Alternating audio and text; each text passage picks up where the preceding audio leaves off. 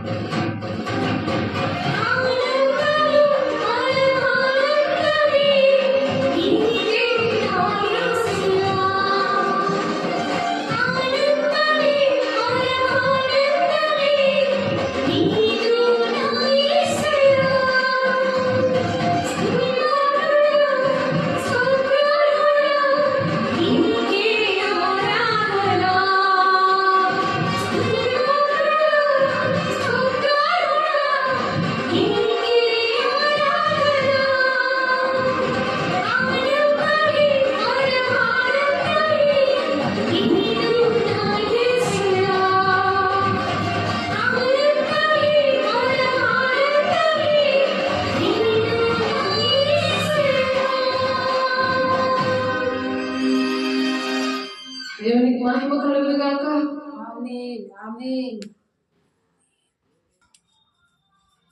ఈరోజు దేవుడు మనతో మాట్లాడుతున్న మాటలు ఏంటంటే, చెవి యొగ్గి నా ఎద్దుకు రండి. ఏంటి? చెవి యొగ్గి నా ఎద్దుకు రండి అని పిలుస్తున్నాడు దేవుడు. చెవి యొగ్గి చాలా మంది దేవుని మాటలు వినడానికి ఇష్టపడతారు. ఎప్పుడైతే మనం దేవుని మాట విని దేవుని దగ్గరికి మనం రావాలి, కానీ దేవుడు మన దగ్గరికి రాడు. వాళ్ళ అహంకారంతో దేవుడే మా దగ్గరికి రావాలి, అప్పుడే మేము మాట వింటామని అహంకారంగా ప్రవర్తిస్తున్నారు. వాళ్ళ కోసం దేవుడు బాధపడి ఈరోజు చెప్తున్నారు, ప్రతి ఒక్కరు సరి చేసుకున్న విషయాలు ఇవి. చెవి ఎక్కి నా ఎద్దుకు రండి అని చెప్పి యెషయా గారు ప్రవచించారు ఈ మాటలు. 55వ అధ్యాయము 3వ వచనం నుండి దేవుడు మాట్లాడుతున్నారు. ఎప్పుడైతే చెవి ఎక్కి వస్తారో వాళ్ళు దేవుణ్ణి సంతోషపెడతారు. ఆమేన్. చెవి ఎక్కి రాకుండా దేవుడు వస్తేనే నేను వింటాను, నా ఇంటికి రావాలి అని ఆశపడే వాళ్ళు చాలా మంది ఎక్కువైపోయారు. అహంకారంతో వాళ్ళు దుష్టుడట, కట్టులేక తిరుగుతాడట దేవుడి మాటలు వెనక. అలా ఉండకుండా మనం చెవి ఎక్కి దేవుని దగ్గరికి రావాలి. ఆయన తెల్లార్జాము 3 గంటలకు లేపిన వెంటనే లేచి కూర్చోవాలి. నాకు నిద్ర లేదు, నాకు 3 సమస్యలు ఉన్నాయంటే నువ్వు అలాగే ఉండిపోతావు. సోమరి ఎందాక నిర్దిస్తావు అని చెప్పి సామెతలు 6వ అధ్యాయం మీరు చదివితే చీమల దగ్గరికి వెళ్ళి నేర్చుకోండి, అవి ఎలాగా జ్ఞానంతో ఉన్నాయో అని ఉన్నది. ఆ సోమర్తనం ఏం చేస్తుంటే బతుకం, నిద్ర మత్తు. ఈ మత్తు శరీరానుసారమైన నియమం. అంటే ఇంట్లో వాళ్ళవి ఏ శోధన వచ్చినా, బయట ఏ శోధన వచ్చినా, ఏ టెన్షన్లు అనేవి అక్కడ నుండి సంతోషంగా సాధారణ సంతోషిస్తూ పెడతారు ఆ టెన్షన్లు అనేవి. మనం ఎప్పుడైతే దేవుడి మాటకి చెవి యొగ్గమో సాతానుడు సంతోషిస్తాడు. ఎప్పుడైతే మనం వింటామో దేవుడు సంతోషిస్తాడు. అప్పుడు మనకు మనశ్శాంతి ఉంటుంది. అలాగా ఎక్కడ మనం ఉంటే అక్కడ దేవుడి పిల్లల దగ్గర అలాంటి అలజడి రేపుతాడు సాతానుడు. కాబట్టి వివేచన వరం అనేది కృపావరంలో ఒక వరం. ఆ వివేచన వరం ఉండాలి. ఎంత దేవుని బిడ్డలుగా ఉండాలనుకున్నా మనం ఉండగలం. తండ్రి చిత్తాన్ని నెరవేర్చి దేవుని రాజ్యంలో మనం ఉండగలము. మన కుటుంబాన్ని, సంఘాన్ని, దేశాన్ని, సార్వత్రిక సంఘం అంటే అన్ని సంఘాలు కలిపి సార్వత్రిక సంఘం. అందరి కోసము కూడా సంపూర్ణమైన భక్తి కలిగి ఉండి, మాన్యతైన భక్తి కలిగి ఉండి, మనుషులందరి కోసం మనం ప్రార్థన చేసి మన దేశాన్ని, మరి ప్రపంచాన్ని అంతా కూడా ఎంత అలజడిగా ఉందో, భయంకరమైన దినాల్లో ఎంచు దినాలు ఉన్నాం. కాబట్టి అందరి మీద నేను ఆత్మను కుమ్మరిస్తాను అంటున్నాడు. అందుకే దేవుడు యవ్వనుల దర్శనాలు చూస్తారు, వృద్ధులు కలలు కడతారు, మీ కుమార్తెలు ప్రవచిస్తారని ఉంది. కాబట్టి ఎవరినైతే దేవుడు ఒక్కొక్క కుటుంబంలో రక్షించుకున్నాడో యోసేపు లాగా, అలాగే యోసేపుని అలాగా ఒక రాజులాగా ఎలాగా హిందువుడైన ఫరో తయారు చేశాడు. ఫరోతో దేవుడు మాట్లాడాడు. దాని కలక భావం తెలియదు. ఎన్నో నిందలు అవమానాలతో యోసేపుని జైలు వేసేస్తారు. కానీ దేవుడు వాడుకోవడం మానలేదు. అలాగా ఎంత మన బాధలో ఉన్నా దేవుడు వాడుకుంటాడు. వాళ్ళకి ఉన్నతమైన స్థితి ఇచ్చి వాళ్ళకి రాణి లాంటి జీవితం, రాజు లాంటి జీవితం. ఎందుకంటే రాజు బిడ్డలుగా మనం ఎప్పుడైతే ఉంటామో, అవన్నీ వాక్యాన్ని ఓర్పుతో మనం అంగీకరిస్తామో, అప్పుడు దేవుడు మన తోడై ఉంటాడు. దేవుడిని సంతోషపెట్టేలాగా ఓర్చుకునే శక్తిని, ఆ జ్ఞానాన్ని, ఆ కొత్తలైన ఆత్మని ప్రతిదీ కూడా దేవుడే ఇస్తాడు. ఆయన తోడైంది. కాబట్టి ఇక్కడ యెషయా 55వ అధ్యాయంలో దేవుడు మాట్లాడుతున్నారు. ఈరోజు 3:30కి మాట్లాడారు ఈ మాటలు. నేను ఆ విషయంలో బాధగా ఉంటే, ఏ ప్రభా దేవుడిని నీ దగ్గరికి పిలుస్తున్నారు, చెవికి నా దగ్గర నువ్వు దేవుని సన్నిధికి రమ్మంటే, దేవుని ఆలయానికి రమ్మంటే వచ్చి ఇంట్లోనే చర్చ పెట్టమంటున్నారు. దేవుడు ఆశీర్వాదాలన్నీ కూడా చూసి అన్ని అనుభవించి అహంకారంతో సాతాను సంతోషపెట్టి సరి చేసుకోకుండా ఫోన్లోనే ప్రార్థన చేస్తున్న దేవుడు అద్భుత కార్యాలు చేస్తున్నారు. సేవకుల్లో దేవుడిని మాట్లాడుతున్నారని అనుభవం లేని వాళ్ళు ఆ విధంగా సాతాను సంతోషపెట్టాలని ఇక్కడ యెషయా గారు ప్రవచిస్తున్నారు.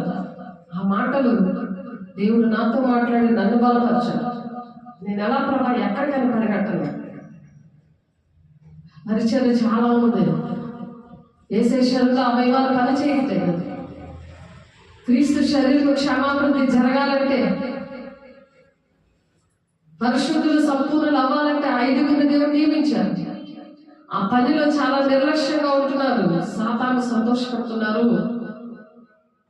స్వార్థికులుగా, ప్రవక్తలుగా, ఉపదేశకులుగా, కాపరుగా, బోధకులుగా దేవుడు నిర్ణయించిన వాళ్ళు మొదట ఆత్మ సంబంధంగా ఆరంభించి శరీర సంబంధంగా వాళ్ళు దేవుడే ఇంటికి వస్తే బాగుండు, దేవుడే నాతో మాట్లాడితే నేను వింటాను, మీరు నా కోసం ప్రార్థన చేయండి అని ఆర్డరింగ్ గా మాట్లాడుతున్నారు.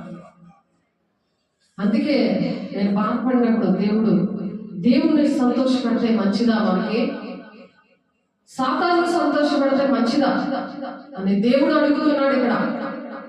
అది ఆలోచించండి. ఎటువంటి దేవుడు అద్భుత కార్యాలు నీ ద్వారా జరిగించారో, సొంతగా నీ విషయంలోనే నేను ఎలా లేవనెత్తారో, ఎలాంటి వాక్యం నేర్పించారో, అది దేవదూత వచ్చి చెప్పినా సరే ఆ దేవదూత వాళ్ళు శాపగ్రస్తులు అని ఉంది వాక్యం. అటువంటి శాపములో కూరుకుపోతూ ఇంటిని పాడు చేసుకుంటారు. హృదయం అనే దేవాలయాన్ని పాడు చేసుకొని ఇంట్లో పిల్లల్ని, తల్లిదండ్రుల్ని, అన్నదమ్ముల్ని, కుటుంబాలు పాడు చేసేదానిగా మిగిలిపోతున్నారు. దేవుడు చాలా దుఃఖంతో చెవియకి నా దగ్గరికి రండి అని పిలుస్తున్నాడు. దైవజనమా, సార్వత్రిక సంఘమా. యెషయా 55:33 నేను చదువుతున్నాను. జాగ్రత్తగా వినండి, వాక్యం తీసి చూడండి, రాసుకొని సరి చేసుకొని మనం ఎప్పుడైతే దేవుని పాదాల దగ్గర చెవికి ఆయన మాటలు వింటామో ఎలా ఉంటాం, వినకపోతే ఎలా ఉంటాం అనే విషయాలు దేవుడు మాట్లాడుతున్నారు. చెవికి నా దగ్గర రండి, మీరు విని ఎడలా మీరు బ్రతుకుదురు. బ్రతకాలంటే డబ్బు కాదు.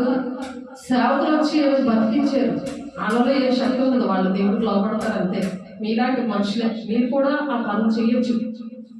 మీకు నేర్పిస్తానంటే రావట్లేదు. దేవుని మాట వింటే మీరు కూడా బ్రతుకుతారా? మనం దేవుని మాట వింటేనే బ్రతుకుతాం. అందుకే పాటలు పాడతారు, నీ వాక్యమే నన్ను బ్రతికించెను, బాధలలో నెమ్మదినిచ్చెను. ఆయన వాక్యం మనల్ని బలపరుస్తుంది, బ్రతికిస్తుంది. ఆయన మాటలే మనల్ని ఓదాస్తే, కన్నీరు తుడిసే, బ్రతికిస్తుంది. లేకపోతే టెన్షన్ పెడతాడు. సాతాను తంత్రాలు మనం ఎరుగని వారు కాదు. అన్ని టెన్షన్లు అన్ని నువ్వే చేయాలి, ఇంట్లో నువ్వే చేయాలి అని అంటది. అది దాని పిల్లలుగా భర్తలు వాడుకుంటుంది, దాని పిల్లలుగా మన ఇంట్లో పిల్లలు వాడుకుంటుంది. అందరినీ వాడుకోవడానికి వాళ్ళతో ఎంజాయ్ చేస్తుంటుంది. అది అలా సంతోషపడి మనల్ని పరిగెట్టించి మనల్ని టెన్షన్ పెట్టించేసి, ఎందుకు వచ్చింది దేవుడు, నేను చేస్తున్నాను కదా, నేను నిన్న చేశాను కదా, నువ్వు చేసావు కదా నిన్న, ఈరోజు ఎందుకు నువ్వు అని నీకు బోధ చేయడానికి అది రెడీ అయిపోయింది. వాళ్ళు వదిలేసింది, వాళ్ళని ఒక పట్టు పట్టేసింది, తర్వాత నిన్ను పట్టడానికి వచ్చింది. అందుకనే దేవుడు చెవికి నా దగ్గరికి రండి అని పిలిచాడు. ఈరోజు మీరు వినగలరా, మీరు బ్రతుకుదురు, నేను మీతో నిత్య నిబంధన చేసేదను, దావీదుకు చూపిన శాశ్వత కృపను మీకు చూపెదను. మనం తప్పులు చేస్తాం, మన ఆలోచనలు, మన తలంపులు, మన ఉద్దేశాలు, మన నడక నడిపించేది దేవుడు. ఆయన దగ్గరికి వస్తేనే, లేకపోతే ఆ కృప విడిచి వెళ్ళిపోయింది అనుకోండి, మన దేవుని దగ్గర ఏడ్చిన, మనం దేవుని దగ్గర ప్రమాణాలు చేసిన, చేతులించి క్షమించమన్నా దొరకదు. అలాంటిది ఆయన కృప బట్టి దేవుడు క్షమించుకొని ఈరోజు ఇలా మాట్లాడుతున్నాడు, నన్ను నిలబెట్టుకున్నాడు, మిమ్మల్ని కూడా అలా నిలబెట్టుకున్నాడు. ఆయన కృప ఉంటే చాలు మనం బతికేస్తాం. అంటే అర్హత లేకపోయినా దేవుడు మాట్లాడతానే కృప అంటారు. అర్హత లేకపోయినా ఆయన మనల్ని ప్రేమించడమే, పోషించడమే ఆయన కృప అంటారు. అందుకనే దావీదు వ్యభిచారం చేశాడు, రాజు అయ్యింది, అభిషక్తుడైంది, దేవుని బిడ్డే విచారం చేశాడు.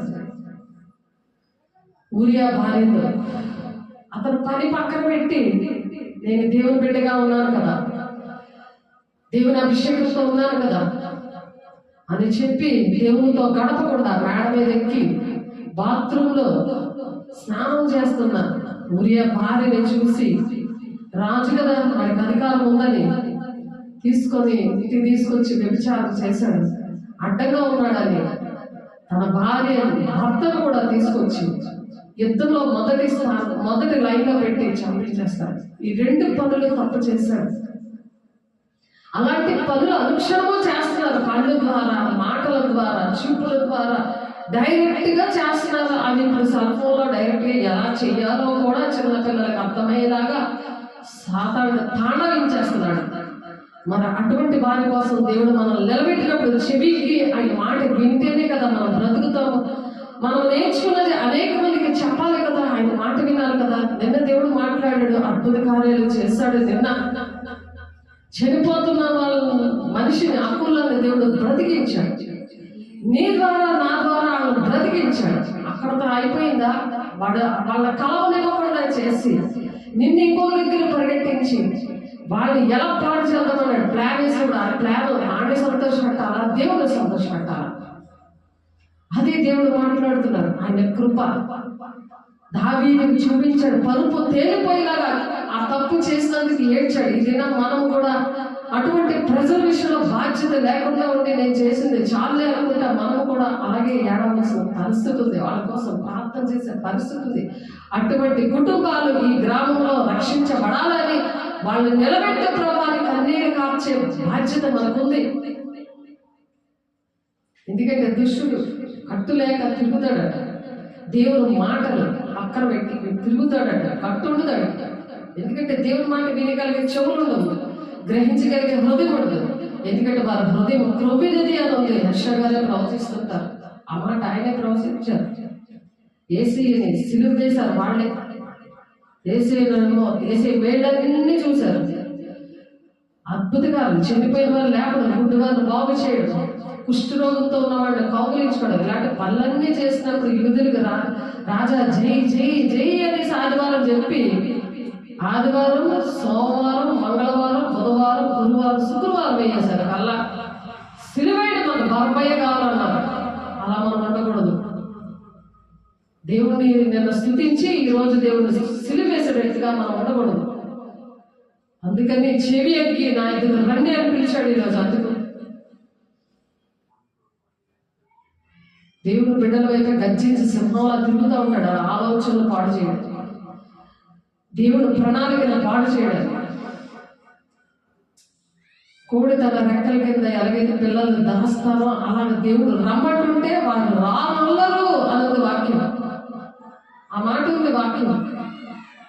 వాళ్ళు రమ్మని పిలిస్తే వాళ్ళు రాను అని అంటారట. వాళ్ళు దేవుడు మరి మిమ్మల్ని ఇచ్చి మీరు ఈ మాట వింటున్నారంటే దేవుడు ఎంతో మిమ్మల్ని దీవించును కాక.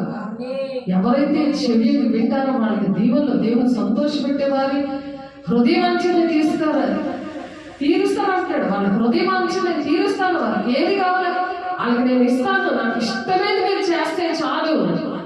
1 యోహాను 3:21 నాకు ఇష్టమైనది మీరు చేస్తే చాలు. మీరు ఏది అడిగితే నేను ఇస్తాను, స్పాట్లో ఇస్తాడే. అలాగా పాట పాడుకున్నాం. ఆలయంలో మనం అలా పని చేస్తామంట. తోడుండి నడిపిస్తాడట. ఆయన అలాగా కాపాడుతాడట. దానికి కావాల్సిన బలము, శక్తిని ఇస్తాడట.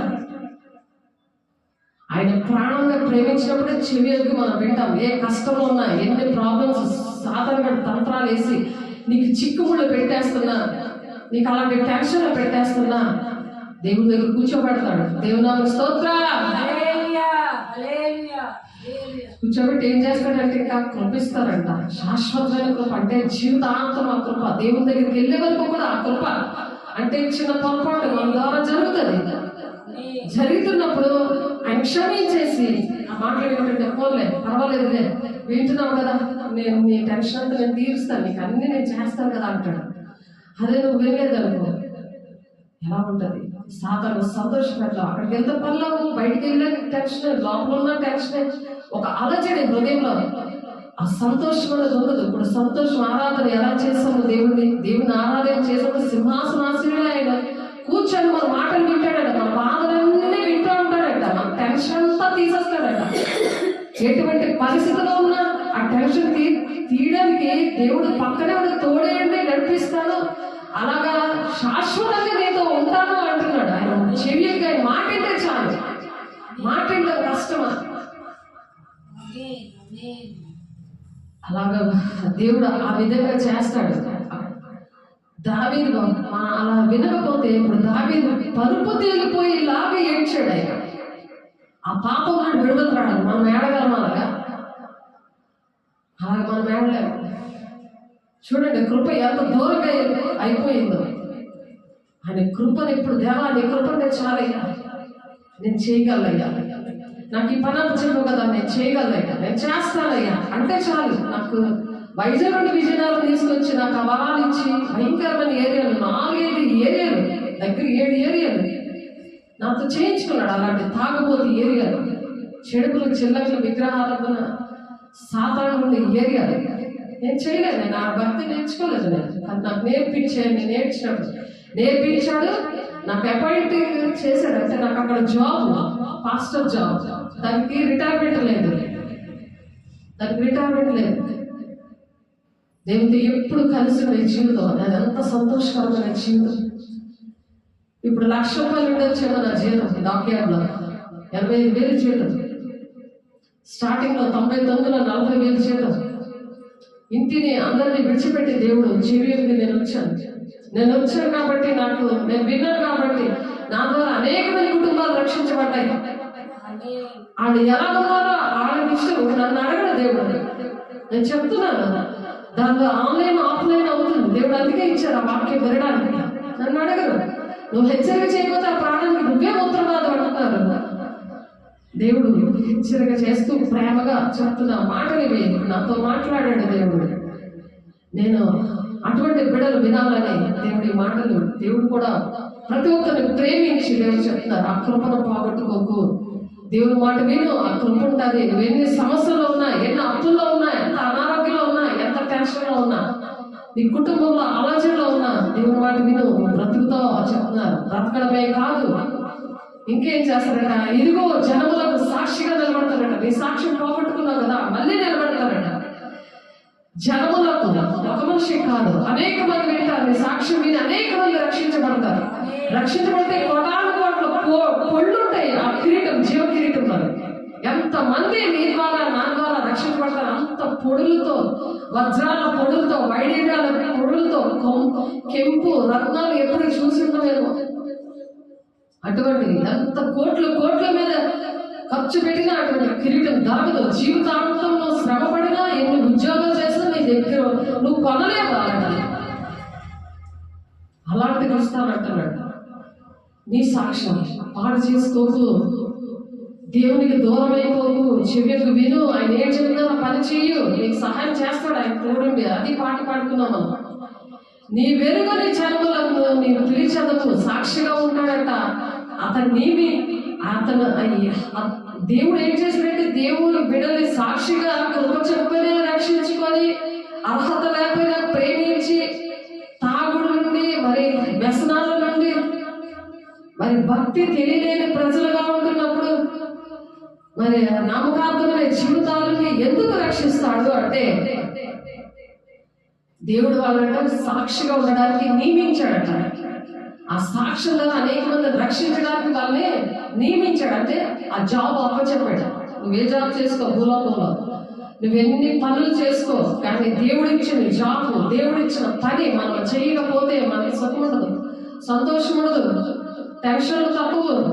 ఈ భూలోకంలో ఉన్నంత వరకు కూడా పరిశుద్ధాత్మ దేవుడు మనకు తోడుండకపోతే, పరిశుద్ధాత్మ దేవుడు నాకు సహాయం చేయమని అడగకపోతే టెన్షన్లు. ఆ సాక్షిగా దేవుడు నిలబెట్టుకుంటాడట. సాక్షి పాడవు వాళ్ళకి, దేవుడు మాట విన్న వాళ్ళకి, చెవికి ఆయన మాటలు వింటున్న వాళ్ళకి. సాక్షిగా అతను నియమించింది నీ జనములకు రాజుగా ఉంచుతాడట, రాణిగా ఉంచుతాడట, జనములకు రాణిగా ఉంచుతాడట. నాతో చెప్పారు, నా ఆత్మీయ పిల్లలతో చెప్పారు. ఎప్పుడు 10-15 సంవత్సరాల క్రితం చెప్పారు. 3వ క్లాస్ చదువుతున్నారు. ఎస్తేర్ ఒక అమ్మాయితో మాట్లాడారు, నా ఆత్మీయ బిడ్డ. అమ్మా నేను ఎలా ఉండాలి, నేను పాస్టర్ అంటే నేను ఎలా ఉండాలి అని అడిగితే, మీరు రాణిలాగా ఏసీతో వెళ్తున్నారండి, ఏసీ రాజులా వెళ్తున్నారు, మీరు రాణిలా వెళ్తున్నారండి.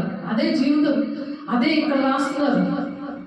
ఇదిగో జనములకు సాక్షిగా అతను నియమించింది, జనములకు రాజుగా అధిపతిగాను అతను నియమించింది. ఇక్కడ విజయనగరం నా దేవుడు వైజాగ్ విజయనగరం తీసుకొచ్చినందుకు 3 దిక్కుల జిల్లా ప్రెసిడెంట్గా నన్ను రాష్ట్రాలకు పెట్టారు. అక్కడ ఎవరో తెలియదు, ఎక్కడికి వెళ్ళా చేయమే, ఒక ఉన్నతమైన స్థితి. ఎందుకు? మాట విన్నందుకు. ఆయన సాక్ష్యాన్ని కాపాడుకొని రోజుకు ఒక సాక్ష్యం దేవుడు ఇస్తాడు, కాపాడుకున్నందుకు, ఆయన మాట విన్నందుకు.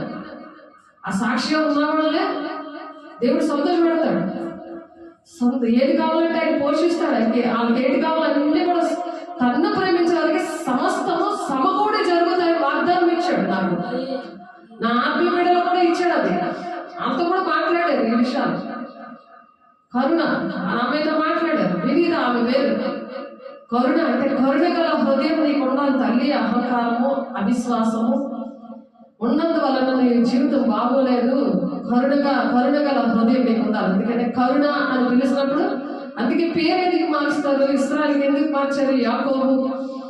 నువ్వు ఇక మీదట యాకోబు కాదు, ఎందుకంటే నువ్వు జనుల మీద దేవుని మీద పోరాడి గెలిచావు కాబట్టి ఇక మీదట నువ్వు యాకోబు కాదు, ఇశ్రాయేలులని. యాకోబు అంటే అర్థం ఏంటి? అబద్ధికుడు అని.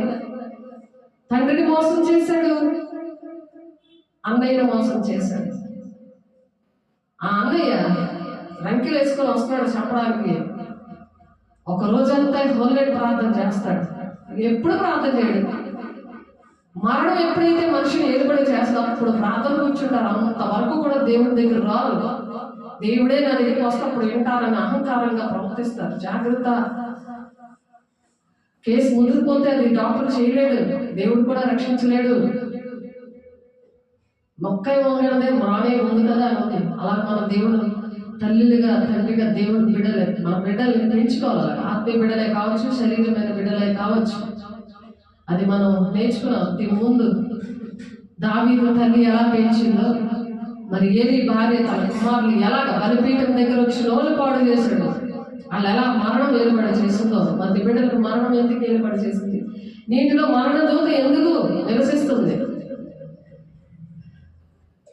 అలా చేయొచ్చా? దేవుణ్ణి పక్కన పెడితే మరణదోతే ఏలుబడి చేస్తే సాధారణంగా సంతోష పెడితే జరిగే పరిస్థితులు తెచ్చుకోవడం ఎందుకు? చెవి మాట వింటే ఎంత మంచిది. ఆయన ప్రతి విషయంలో నేను తోడే ఉంటాను అంటున్నాడు. విడుదల ఎడబాయి అంటున్నాడు. శరీరానుసారంగా ఉన్నావా, ఆత్మానుసారంగా ఉన్నావా? శరీరానుసారం దేవుడు సంతోష పెట్టరు, వాళ్ళు సంతోష పెట్టలేరు, వాళ్ళు ధర్మశాస్త్రానికి వాక్యానికి లోబడరు, వాళ్ళు లోబడ నేరలు అని రామ 8:5-7 ఉంది. ఆత్మానుసారంగా దేవుని సంతోష పెడతారు. వాళ్ళకి సమాధానము జీవము, అంటే సమాధానం ఉంటుంది, ప్రాణం హెల్తీగా ఉంటారు, వాళ్ళు ఆరోగ్యంగా ఉంటారు. కాబట్టి నీ వెలుగని చల్లని నీవు పిలిచదవు. నీకు ఎవరో తెలియదు, మనం ప్రార్థన చేసుకుందాం, పిలుస్తాం, నీకేం పర్వాలేదు. నా దేవుడు చూడు నన్ను ఎలా నిలబెట్టాడండి. నీ సాక్ష్యం చక్కగా గట్టిగా ఉంచాడు కదా దేవుడు. నీ మాట విన్నది, నీ సాక్ష్యం పోగొట్టుకోలేదు కదా. ఆ ధైర్యం నీలో ఉంటుంది. దేవుడు నీ ఒంట్లో ఉండి పిలుస్తూ ఉంటాడు. ఎలాగా? నీ వెలుగని జనులు నీ పిలిచదువు. నిన్నెరగని జనులు యెహోవా నిన్ను మహిమపరచగా చూచి, దేవుడు నిన్ను మహిమకరంగా ఉంచుతాడు కదా, ఒక రాణిలా ఉంచుతాడు కదా. మహిమపరచగా చూచి నీ దేవుడైన యెహోవాను బట్టి, ఇశ్రాయేలు పరిశుద్ధ దేవుణ్ణి బట్టి నీ వద్దకు పరిగెత్తుకొని వస్తారట. నువ్వు పరిగెట్టక్కర్లేదు, ఆ పరిగెత్తుకొని వస్తారట. చూడు దేవుడు ఎంత గొప్ప. మనం పరిగెట్టగలమా? ఎంతమంది దగ్గరికి పరిగెడతాం? ఎక్కడికైనా పరిగెడతాం. ఇంట్లో చేస్తామా? ఇంట్లో దేవుడు ఇచ్చిన పని ఒకటి ఉంది, అది పరిగెడతామా? వీళ్ళు వినకుండా తెచ్చుకుంటారు. వీళ్ళ దగ్గర మళ్ళీ పరిగెడితే దేవుడు బ్యాన్ చేసేస్తారు. ఇంకా వాళ్ళు విన్నాక అప్పుడు వెళ్ళినా పర్లేదు, వాళ్ళు సరి చేసుకున్నాక వెళ్ళలే పర్లేదు. వాళ్ళు చూడడానికి వెళ్ళచ్చు. విశ్వాస గృహాల్లో సమయం అనగా అసమయం అనగా వెళ్ళాలని ఉంది వాక్యం. తిమోతి గారి పత్రికలో ఉంది అది. సమయం అనగా అసమయం అనగా గృహాలకు వెళ్ళాలి, కానీ వాళ్ళు సరి చేసుకోకుండా చెవికి దేవుడే మాట వినలేనప్పుడు నీ మాట నా మాట ఎక్కడ వింటారా? దేవుని సన్నిధికి రావాలి కదా చెవికి. దేవుడు పిలుస్తున్నప్పుడు రాలేనప్పుడు నువ్వు నేను పిలిస్తే వస్తారా? నీ సాక్ష్యం పాడు చేసుకొని నా సాక్ష్యం పాడు చేసుకొని ప్రార్థనలు వెళ్తాయా? దేవుడు వింటాడా? దేవుడు మాట మనం వినకపోతే వాళ్ళెందుకు వింటారు? మనం విని దేవుడి దగ్గర మాట తీసుకొని వాళ్ళకి చెప్పాలి. వాళ్ళకి దేవుడు మనల్ని ఒక స్థితిలో పెడతారు. దేవుడు నిన్ను మహిమపరచగా చూచి నీ దేవుడని యెహోవాను బట్టి ఇశ్రాయేలు పరిశుద్ధ దేవుని బట్టి నీ ఎత్తుకు పరిగెత్తుకు వస్తారు. అంత చక్కగా దేవుడు మాట్లాడాడు చూసారా? నీ దగ్గరకు వస్తాడు పరిగెత్తుకొని. చెప్తావు కదండి, చేస్తుందిలే, బ్రెడ్ తెచ్చి పెట్టింది, మాత్రలు ఇచ్చింది, కక్కేసి శుభ్రంగా కక్కేసి మోషన్లు అన్నీ అయిపోయి అయ్యో అయ్యో అనుకొని ఎంత తహతహాలు ఆడి చేస్తే దేవుడు అవసరం లేదు. రాత్రి పగులు ఫోన్లు చేస్తే మళ్ళీ వెళ్ళకుండా సాతానుడు చూడండి, సాతాను సంతోష పెట్టే పరిస్థితులు ఎలాగుంటాయి? చెవి ఎక్కి నా దగ్గర రంగంటే రాలేదు, ఎలా ఉంటాయి? వాళ్ళు రావాలా మనం వెళ్ళాలా? ఆలోచించండి. వాళ్ళ కోసం మనం ప్రార్థన చేయాలి. దేవుడు నిన్ను మహిమపరచగా చూచి నీ దేవుడని యెహోవాను బట్టి నువ్వు దేవుడి దగ్గరికి వచ్చావు కదా, దేవుడు నిన్ను మహిమపరుస్తాడు కదా. నిన్ను ఒక రాజు స్టేజ్లో దేవుడు కుమార్తెగా ఆయన రాజుగా ఉన్నాడు, మనల్ని రాణిగా పెట్టాడు కదా. ఆ రాణిగా ఉండమంటున్నాడు. నిన్ను మహిమపరచగా చూచి నీ దేవుడని యెహోవాను బట్టి ఇశ్రాయేలు పరిశుద్ధ దేవుని బట్టి నీ వద్దకు పరిగెత్తుకొని వస్తాడు. యెహోవా మీకు దొరుకు కాలమందు ఆయన వెదకడి. దేవుడు అస్తమాటికి దొరుకుతాడా? అస్తమాటికి మాట్లాడతాడా? యోబు 33:14 ఉంది. ఆయన ఒక్కసారే పలుకును, 2 సార్లు పలుకును, అది మనుషులు కనిపెట్టరు, మనుషులకు అర్థం కాదు. ఆయన పిలుస్తున్నాడు, ఆయన మాట్లాడతాడు. అనే విషయాలు మంచం మీద కొంచెం కునుకు సమమున గాఢ నిద్ర పట్టినప్పుడు దేవుడు కలలో మాట్లాడతాడు, మధురిమతో మాట్లాడాడు. ఎంత పాపం శాపంలో ఉన్న బిడ్డ కోసం కన్నీరు కార్చినప్పుడు దేవుడు మాట్లాడాడు. పాప పుడుతుందని ఎవరు లేకపోయినా ఆ పాప కావాలి అని తహతహలాడిపోయి సంతోషపడింది ప్రార్థన బట్టి. లేకపోతే ఎవరు అసలు సంతోషం అనేది పెట్టుకోరు. అసలు పిల్లల కన్నా సంతోషం పడతారు. చిన్న వయసులో తనకి జరిగిన అన్యాయానికి ఉరేసుకొని చచ్చిపోతారు. అసలు ఎవరి ప్రేమ అది? ఎవరి సంతోషం అది? దేవుడు మాట్లాడారు. మనం ప్రార్థన చేస్తే, మేము ఇక్కడ కన్నీరు కాస్తే దేవుడు బలిపీఠం దగ్గర కన్నీరు కాచినప్పుడు ఆ బిడ్డ కూడా వచ్చి దేవుడు వేసే శరీరం రక్తం తీసుకొని ప్రమాణాలు చేసినప్పుడు దేవుడు మాట్లాడారు. ప్రార్థనే చేయగలం, చెప్తాం, కానీ దేవుడు కూడా చెప్తాడు. వినకపోతే ఏం జరుగుతుందో మాకు తెలియదు. వినమ్మా అని చెప్తాం, అంతే. మనుషులన్నాక మనం వినని చెప్తాం. వినకపోతే ఇది జరుగుతుంది. సాతాను సంతోష పెట్టేదానిగా ఉంటావా? దేవుడు సంతోష పెట్టేదానికి ఉంటావా అని అలసిపోతున్న ప్రాణానికి శాంతి అంటే కూర్చోబెట్టి దేవుడు చెప్తున్నాడు. పరిగెట్టలేము కదా, ప్రతి ఒక్కరి కోసం కన్నీరు కాచలేము కదా. యెహోవా మీకు దొరుకు కాలమందు ఆయన వెదకుడి, ఆయన సమీపంలో ఉండగా ఆయనను వేడుకొనిడి. ఆయన వచ్చి కూర్చున్నాడు. అప్పుడు స్తుతి ఆరాధన చేస్తుంటే ఆయన వచ్చి కూర్చొని మాట్లాడుతున్నాడు. నేను కాదు ఇక్కడ మాట్లాడింది, మత్తయి 10:20 ఉంటుంది.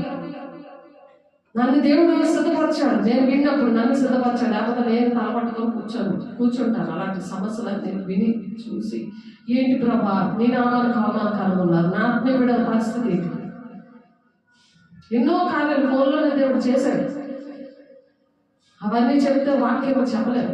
రోజుకు ఒక్కొక్కటి దేవుడు చెప్పిస్తున్నాడు, అన్ని చెప్పిస్తున్నాడు. ప్రతిదీ కూడా దేవుడు ఆ సాక్ష్యాన్ని కొంచెం మంచం కింద పెట్టే దేవుడు కాదు, దీప స్తంభం మీద పెడుతున్నాడు. ఎందుకంటే అనేకమైన బిడ్డల్ని రక్షించడానికి అర్హత లేకపోయినా కృప ద్వారానే నాకు ఇచ్చాడు దేవుడు. నాకు మీ పిల్లలకు కూడా అలాగే ఇచ్చాడు. మాకేం అర్హత లేదు. దేవుడి దగ్గర కన్నీరు పెట్టినప్పుడు, దేవుడి మాట విన్నప్పుడు దేవుడు మాట్లాడడం స్టార్ట్ చేస్తాడు. కాబట్టి అస్తమాటికి మాట్లాడు. ఆయన దొరుకు కాలంలో యెషయా 55:6 యెహోవా మీకు దొరుకు కాలంలో ఆయన వేడుకొనుడి, వెదకుడి, ఆయన సమీపంలో ఉండగా ఆయన వేడుకొనుడి. ఆయన సమీపంగా ఉన్నాడు. ఆయన మాట మాట్లాడుతున్నాడు, వెంటనే నువ్వు దేవునితో మాట్లాడుకోవాలి. దేవా, నా ద్వారా ఈ వాక్యం వింటూనే నా ద్వారా ఈ తప్పు జరిగింది, క్షమించు ప్రభా. నేను ఈ మాట వింటాను, తీర్మానం చేసుకోవాలి.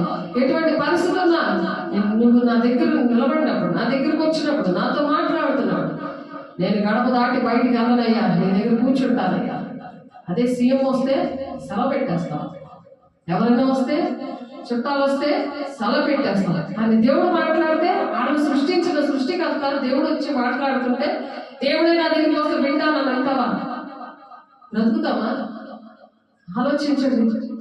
అందుకే యెహోవా మీకు దొరకు కాలమంలో ఆయన వెతుకుడి, ఆయన సమీపంలో ఉండగా ఆయన వేడుకొనుడి. అప్పుడు మన బాధలన్నీ చెప్పుకోవాలి. దేవా, నేను నీ మాట వింటానయ్యా, నాకే టెన్షన్ ఉంటే నీకు తెలుసయ్యా, అది నువ్వు చేస్తావయ్యా. చేయకపోయినా పర్లేదయ్యా. ఎందుకు నెబుకద్నెజరు శద్రకు మేషకు అబేద్నెగోల్ని మీరు ఆ విగ్రహానికి నమస్కారం చేస్తేనే మీరు బ్రతుకుతారు, లేకపోతే మీరు బ్రతకరు అని చెప్పి అందరి కోసం కూడా పెద్ద అగ్నిగుండం, ఎంత మంటలో, ఎంత తీవ్రమైన అగ్ని గుండంలో మరి పడేస్తానని ఒక చట్టం పెట్టేశాడు. అందరూ విగ్రహానికి నమస్కారం చేస్తాడు. కానీ దేవతల ఆత్మల దారి అని పిల్లలు మాత్రం శద్రకు మేషకు అబేద్నెగోలు వీళ్ళ ముగ్గురు మాత్రం ఏమన్నారో తెలుసా? నువ్వు చంపినా పర్వాలేదు, నా దేవుడు నన్ను కాపాడకపోయినా పర్వాలేదు, కానీ నేను మాత్రం దానికి నమస్కారం చేయను అన్నాడు. దేవుడు కాపాడినా కాపాడకపోయినా, ఆ పని జరిగినా జరగకపోయినా, అని మనం ఒక పని మీద వెళ్తున్నాం, మన దేవుడి దగ్గర అలాంటి మాట మీద ఉండాలి. అప్పుడు అవన్నీ జరుగుతాయి. అలాంటి కాన్ఫిడెన్స్ వెంటనే దేవుడు అగ్నిగుండంలో మీకు తెలుసు 4వ వ్యక్తిగా తిరుగుతూ ఉన్నాడు. దేవుడే ఇంటికి కూడా కాలేదు. ఎవరైతే ఆయన వాళ్ళని అందులో వేశాడో ఆ సైనికులు, ఎవరైతే ఈ ముగ్గురిని అందరైతే బట్టలు తీసి వేశారు, కానీ వీళ్ళ బట్టలు కూడా తీయకుండా అందులో వేసేసి ఆ అగ్నిగుండంలో వేసేశారు.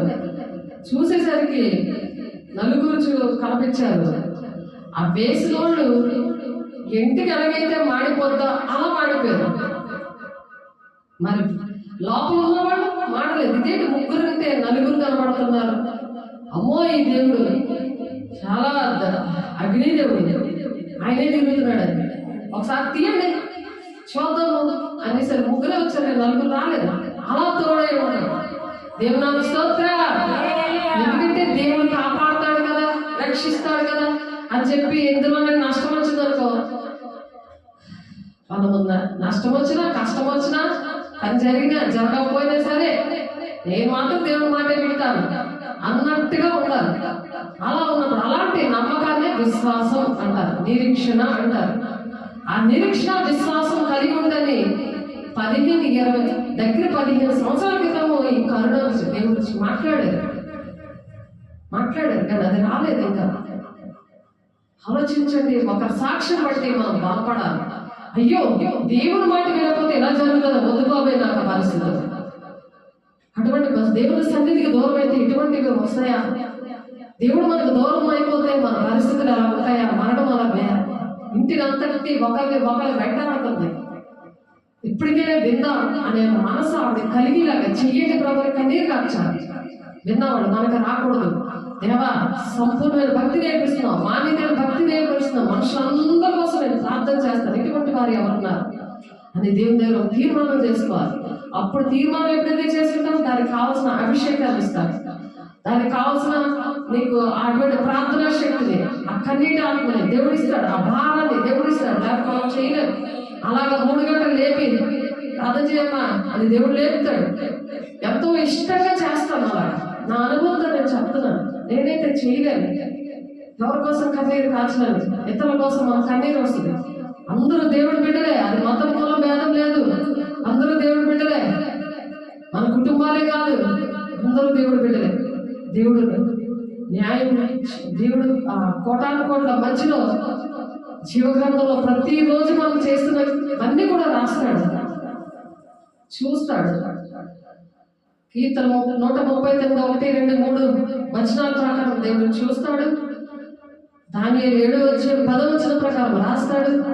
కోటాను కోట్ల మధ్యన అడుగుతాడు. నీకే పని చెప్పాను, నువ్వు వెయిట్ చేసావు, ఆ లిస్ట్ అంతా ఉంటుంది. ఇప్పుడు మన పనికి వెళ్ళకపోతే జీవితం ఎలాగైతే ఉండదో అలాగే ఇదే జీవితం తెలుసా, నిత్య జీవము. నిత్య జీవము అంటే దేవుని రాజ్యము, పరలోక రాజ్యము. మనం సంపాదించి మనం పరిగెట్టి ఆ రోజు కింద మీద పడి సాతాను సంతోషపెట్టింది అంతా కూడా ఇక్కడే ఉండిపోతుంది. మనం కూడా అంత పాటు ఉండిపోతాం. తండ్రి చిత్త నెరవేర్చకపోతే దేవుని రాజ్యం లేనే లేదు. వాళ్ళని తీసుకెళ్ళము, మనము వెళ్ళలేము. ఎంత నష్టపోతామో ఆలోచించండి. చెవి ఎదిగి ఆయన మాట వినకపోతే దేవుడిని అడిగే మనం ఏదైనా పని చేయాలి. దేవుడు నడిపిస్తాడు. ఆమేన్. అందుకే భక్తిహీనులు తమ మార్గమును విడవవలెను, దుష్టులు తమ తలంపులు మానవలెను. దుష్టుడు ఆలోచన చెప్తున్నాడని గ్రహించాలి. అయ్యో దేవుడు వస్తే నేను ఎక్కడ పరిగెడతాను, ఆ దుష్టుల తలంపులు నేను మానేస్తాను, ఎంత నష్టం వచ్చినా నేను మానేస్తాను, నేను దేవుడి మాట వింటేనే బ్రతుకుతాను. ఆ శత్రుఘ్న మేషకు అబద్ధవాళ్ళు దేవుడు నన్ను రక్షించకపోయినా నేను ఆ విగ్రహానికి నేను నమస్కారం చేయను, ఆ రాజమాట నేను వినను. నేను ఎలా కూర్చున్నాడు, రాజమాట వినకపోతే మరణ శిక్ష, నేను చచ్చిపోవడానికి రెడీ అయిన వాళ్ళకి దేవుడు కాపాడుతాడు. ప్రతి విషయం ఇష్టమైంది చేస్తున్నాడు కదా, ఆయన చూసుకుంటాడు. అవన్నీ మనలో ఎలా ఉండాలి, రాణిలా ఉంచుతాడట, రాజులా ఉంచుతాడట. ఆ జీవితం ఇచ్చినప్పుడు ఎందుకు చింతపడాలి, ఎందుకు ఆలోచించి టెన్షన్ పడాలి? ఆలోచించండి. భక్తిహీనులు తమ మార్గమును విడవలను, దుష్టులు తమ తలంపులు మానవలని అంటున్నాడు. అవి మానేస్తానయ్యా, ఇంకెప్పుడు అటువంటి ఆలోచన నేను చేయనయ్యా, నన్ను క్షమించయ్యా. ఆ దుష్ట ఆలోచన చెప్ప నేను నడవను, పాపల మార్గంలో నిలవను, అపహాసకులు కూర్చున్న చోట్ల నేను కూర్చోండి, యెహోవా ధర్మశాస్త్రంలో నేను ఆనందిస్తాను, దివారాత్రులు నీ విషయంలో నేను ధ్యానిస్తాను. అప్పుడు నీటి కాలంలో నాటబడితే ఆకువాడిగా తన కాలంలో ఫలమించే చెట్టులా ఉంటాను. అనేకమైన ఫలాలు మన ద్వారా అనేక మంది రక్షించబడతారు, అనేకమైన కుటుంబాలు రక్షించబడతాయి. అలా నిలబడ్డారు. అలా సాక్ష్యాన్ని కాపాడుకోవాలి. దేవుని మాటలు విని చెవికి ఆయన మాటలు వినడానికి ఇష్టపడాలి. ఆయన దొరుకు కాలంలో ఆయన వెతకాలి, ఆయన సమీపంగా ఉండగా ఆయన వేడుకోవాలి. ఏది నీలో బలహీనత ఉంది, ఏది తప్పులు జరిగాయి, ఏది దేవునికి తీర్మానాలు తృణీకరించాం, ఎనప కట్ల చేతను ఆయన బంధించి ఉంచినప్పుడు ఆ కట్లన్నీ తెగిపోతాయి. ఆయన అలా మొదలుపెట్టడానికి దేవుడు ఇక్కడికి వచ్చున్నారు. 107వ కీర్తనలో ఉంటుంది, ఆయాసం తక్కువ చేస్తాడు, ఆయాసం వచ్చేస్తుంది, అస్తమానం మంచిగా తాగాల్సి వస్తుంది. అలా పెట్టేస్తాడు. సైతం తంత్రాలు అలా ఉంటాయి, పరిగెట్టలేదు వాడి తంత్రాలు. దేవునితో ఉంటే సమాధానం జీవము. ధర్మశాస్త్రానికి వాళ్ళు లోపడతారట, అందుకు వాళ్ళకి సమాధానం జీవము, ఆరోగ్యం ఉంటుంది, ఆయాసం ఉండదు, ఆ ఎనపగంటలు ఉండవు, టెన్షన్లు ఉండవు. నేను నా టెన్షన్కి 2 సోటలు పడిపోయినా, ఇక్కడ ఒకటి, ఇక్కడ ఒకటి. ఈరోజు మార్చి ఇక్కడ పెట్టుకొని వచ్చాను టెన్షన్. అలా టెన్షన్ జరిగింది నిన్న, చనిపోవలసింది. ఎందుకంటే ఆ టెన్షన్ పడదు, నేను ప్రార్థన చేస్తున్నాను, వాళ్ళ పాపాలు నేను ఒప్పుకుంటూ ప్రార్థన చేస్తున్నాను. దేవుడు ఈరోజు మాట్లాడు, టెన్షన్ పడదు తల్లి అనేసి నాతో ఎఫెసీయులు 4:12 రెండొచ్చులు వాడి అని అర్థమంటది వాక్యం. ఉదక స్నానం చేయిస్తాడు, ఆయన మాట్లాడితే వింటేనే బ్రతికేది. ఈరోజు ఎవరు నశించడం దేవుడికి ఇష్టం లేదు. ఎందుకంటే ఆ తీర్పులోని ఆ గ్రంథం దానియేలు 7:10 పరిచర్య చేస్తున్న బిడ్డలు కంటే వేసే శరీరంలో అవయవాలుగా ఉన్న బిడ్డలే కోటానుకోట్ల మంచిని నిలబెట్టి అడుగుతాడు. సిగ్గైపోతుంది. ఎంత వాక్యం చెప్పినా, ఎన్ని పాటలు పాడినా, ఎంత పరిచయం చేసినా, ఎంతమందికి మరి వాళ్ళకి తినడానికి ఇచ్చినా, వాళ్ళ కోసం వాళ్ళ ఇంట్లో పరిగెట్టి వాళ్ళకి ఎంత బాగు చేసినా వ్యర్థమైపోతుంది. దేవుడి మాట ఎన్ని చేసినా సరే. భక్తిహీనులు తమ మార్గమును విడవగలరు, దుష్టులు తమ తలంపులను మానగలరు. ఆ తలంపులన్నీ పక్కన పెట్టారు. వంట చేసి వెళ్ళమంటాడు మా ఆయన. ఇవన్నీ చేసి వెళ్ళి మళ్ళీ నువ్వు ఎప్పుడు వస్తావు అనేసి. ఎందుకంటే ఇక్కడ వాక్యం చెప్పి ఇక్కడ పరిచయం చేసేసరికి వంట చేసుకునే 4 అయిపోతుంది. నాకు ఇష్టమే, ఎంత నాకు ఆకలేదు అసలు. కానీ ఆత్మ లేని వాళ్ళకి ఆకలి వేసేస్తుంది కదా, పరిశుద్ధాత్మ దేవుడు లేని వాళ్ళకి ఆకలి వేసేస్తుంది. ఆయన సువార్తికుడు, దేవుడు నా ద్వారా రక్షించుకున్నాడు. ఆ సువార్త పని చేయాలని నేను ఏడుస్తున్నాను. ఆయన కూడా నాకు సహకరించాలని ఏడుస్తున్నాడు. నా కోసం మీరు ప్రార్థన చేయాలి, పరిశుద్ధి కోసం ప్రార్థన చేయమన్నది వాక్యం. మీరు నిలబడి ప్రార్థన చేయాలి. ప్రతి వేసే శరీరం అవయవాలుగా దేవుడు నిర్ణయించాడు. ఎవరి 4:13 ఉంది ఆ వాక్యం. ఆత్మీయ బిడ్డలందరూ కూడా వేసే శరీరం అవయవాలుగా ఉండి సహకరించాలి. వేసే శరీరం క్షేమాభివృద్ధి జరగాలి. లేకపోతే దేవుడే నీకు బ్యాండ్ వేసినట్టు మరుగుతుందా వస్తున్నట్టు ప్రతిదీ ఆ కళల్లో దర్శనాల్లో క్రియలు అన్నీ కూడా జరిగిపోతున్నాయి. అవి నా వల్ల ఏమో జరగదు కదా, నా వల్ల చెప్పడమే నా పని. వినకపోతే నా ప్రయాస చూస్తున్నాడు ఆయన, నాకన్నింటినీ చూస్తున్నాడు. నేను ఎలా పరిగెడుతున్నాను, ఒక మనిషి చేస్తే ఒక అవయవం పనిచేస్తే ప్రతి అవయవం మీద పడుతుంది కదా, ఆ నష్టం కష్టం అంతా పడుతుందా వేసే శరీరంలో. మనకి ఒక చీమ లోపలికి రాత్రి వెళ్తేనే రాత్రి అంతా నిద్ర పడుతుంది. కంట్లో పడిన ఒక నలక ఏదైనా దూరుతోనే మనం చూడలేము. అలాంటిది ఏసీ శరీరంలో అవయవాలు అన్నీ కూడా నిర్లక్ష్యం ఉంటాయి. ఏసీ ఎలా బాధపడుతున్నారు ఆలోచించారా? మిమ్మల్ని బట్టి నా నామం దూషించబడుతుంది, బాహాటంగా నన్ను సిలువ వేస్తున్నారు అని చెప్పి చాచిన చేతులతో దినమంతా ఆయన ఏడుస్తూ నిలబడుతుంటే, హృదయం తలుపు కొడుతుంటుంటే వినట్లేదు దేవుడు. అందుకే దేవుడు ప్రకృతి గర్జిస్తుంది. అమెరికాలో, కేరళలో, జపాన్లో ఎలాంటి వార్తలు వింటున్నారు. ప్రకృతి గర్జించేస్తుంది. దేవుడు అవసరం లేదు మాకు అని గ్లోబల్ డే అని అవార్డులు ఇచ్చింది రోజు. సినిమా యాక్టర్లు మొత్తం సినిమా యాక్టర్లు అందరూ కోట్ల రూపాయలతో ఇల్లు లగ్జరీ లైఫ్ జీవిస్తూ ఆ అవార్డులన్నీ అందుకుంటుంటే దాని నాయకుడు ఒక క్వశ్చన్ వేసాడంట, దేవుడు ఎవరి వల్ల ఈ సంతోషం ఇవన్నీ, అసలు ఎవరు దేవుడు, ఎవరి వల్ల మనం ఇలా ఉన్నాం అని అడిగాడట.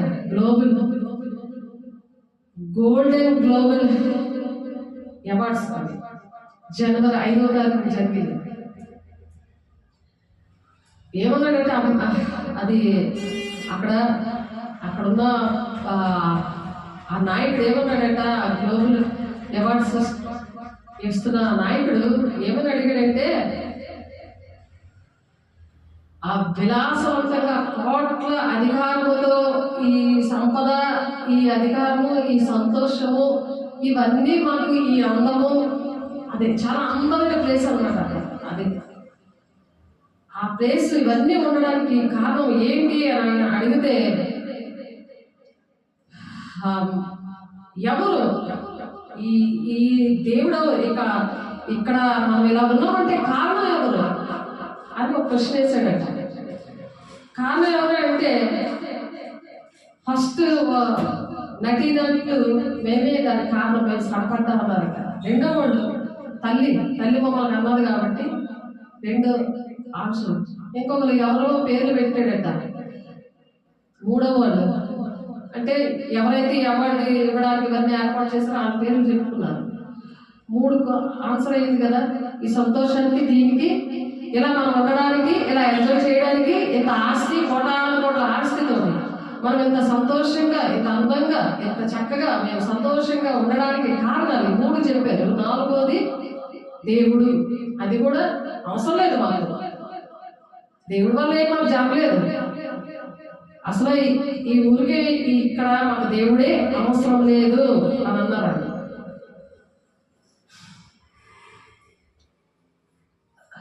This is the godless town అని చెప్పారండి. ఇది దేవుడు లేని ప్లేస్. దేవుడు అవసరం లేదు, దేవుడు బట్టి మేము ఇక్కడ లేవు. అలాగా దేవ దూషణ చేశారు. అక్కడ రగులుతుంది 48 గంటల్లో వేండ్రగా వీచే గాలులు అక్కడ బయలుదేరి 160 కిలోమీటర్ల వేగంతో ఆ బయలుదేరి కాలిఫోర్నియా అక్కడ కారు చిచ్చు పెట్టేసింది అనమాట. ఈ కుటుంబానికి చిచ్చు పెట్టేవారు అని అంటారు కదా. అంటే మొత్తం అమెరికాలో మొత్తం 13 లక్షల కోట్ల బిలియన్స్ డాలర్లు, అంటే అంత కోట్ల ఆస్తి నష్టము, మరి లక్షల మంది షట్టలు అంటే కార్ షెడ్ ఉంటుంది, అటువంటి షట్టలను దాక్కోవడానికి, గుడారాలను దాక్కోవడానికి పరిగెట్టారు. ఇంకా వాళ్ళు వేసుకున్న బట్టలు తప్ప ఇంకేట్లేదు. వాళ్ళు దేవుడు దూషించినారు, దేవుని మాట విన్నారు. కృతజ్ఞతాస్తుతులు చెల్లించాలి ఆయనకి. నీకు జరిగినట్టే ఎన్ని దేవుడు అద్భుత కార్యాలు చేసినా ఎవరు స్థుతి కూడా పెట్టుకోరు. చర్చిలో పెట్టరు, ఇంట్లో పెట్టరు. అసలు చేతొచ్చి దేవుని స్థుతులు కూడా చెప్పరు. అనుక్షణము ఆయన స్థుత్యాలు అర్పిస్తున్నప్పుడు, ఆయనకి ఆరాధన చేసినప్పుడు ఆ సంతోషం, ఆనందం మేము అనుభవించాం. ఆ దేవుని యొక్క ప్రేమను మేము అనుభవించాం. ఆ సంపూర్ణ భక్తి, మానేదేని భక్తి ఎందుకు దేవుడు నేర్పించారంటే ఆ కృతజ్ఞత హృదయం. దేవుడే ఆయన కృపను బట్టి మేము ఇక్కడ ఉన్నాం అని చెప్పగలుగుతున్నాం.